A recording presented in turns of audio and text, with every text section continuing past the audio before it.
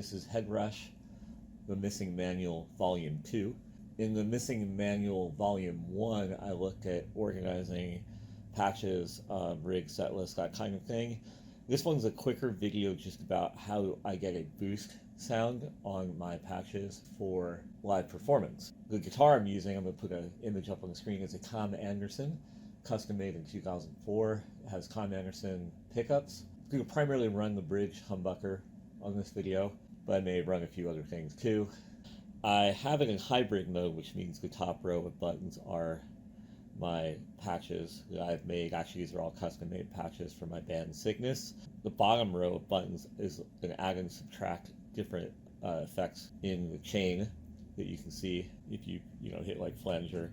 Lights up, turns on the flanger, but by default I have it off. What I search for in live performance with modeling amps and programmable things is the ability to boost for a solo or a lead section without having to change patches. Don't want to waste precious patch space in the organization of all my different sounds just for a boost of the same sound. One of the easiest ways with these things is just turn the volume up, save it as a different patch, and that becomes your solo preset. But I'd rather be able to add and subtract it from within the same patch or preset, and that's what I've set up here. I've found with a lot of other modeling things, there isn't really like a block that's just solo boost. I wish there was.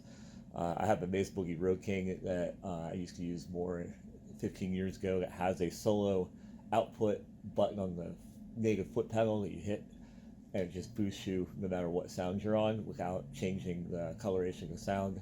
One of the problems is if you use certain compressors or especially stomp box drive type modeled effects, then it changes the overall sound too much, and I want to get a boost without changing the sound. So what I found works best so far for me on the HeadRush is actually this graphic EQ here.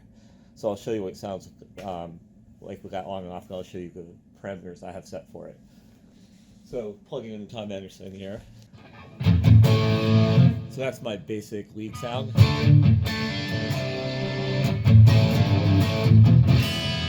That's what I made when I first got the HeadRush for the basic rock sound in my band. So when I hit the graphic EQ, turn that block on, which comes after the amp model, it goes up in volume that far. So that's quite a volume boost, but I don't feel like it changes the color at all.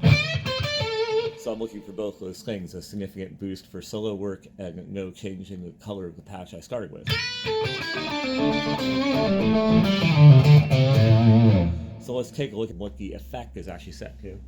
We've got the gain on 3.7 dB, so I haven't changed any of these other parameters over here, which give me more like EQ options, because I'm not using it for that. I'm purely using the gain function. I think generally the gain parameter is there on things like a graphic EQ to compensate for you really dialing out certain EQ frequencies, which might give the sense that the sound is going down in volume, so they give you a gain to compensate, but I'm just purely using it to boost the signal. Gains on 3.7, so that's also got headroom from 0 all the way up to 6, so I could have a much bigger volume differential than the one I have, but I feel like 3.7 on this particular patch is plenty. So then let's also take a look at some of my other patches. If I go to my clean sound, whoops, don't play A flat chords over A. I have that same graphic EQ in there. Let's take a look at the volume. This one's on 3 decibels right now. I feel like it's a little bit quieter, but maybe I've found in my band situations I don't need to boost clean signals as much. Let's take a look at this one. Bluesy kind of distortion. Interesting. There we go. Graphic EQ is still there.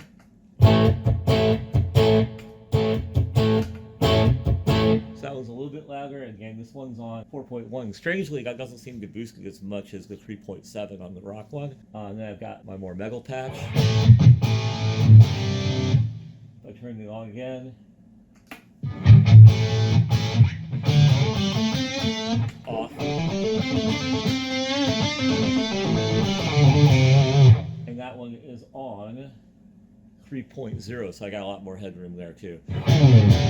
Not saying this is the only way to do it, but this seems like a really clean way to boost your volume for HeadRush patches and presets without coloring the sound, and that's what I was looking for, and that's what I was explaining here today in Missing Manual Part 2. I have a couple other HeadRush videos. Unboxing was one of them, and also showing how the HeadRush sounds through a Line 6 speaker. Right now I'm just using the smaller HeadRush 8-inch speaker that came with it. So check those out and tune in for our next HeadRush experience. Thanks.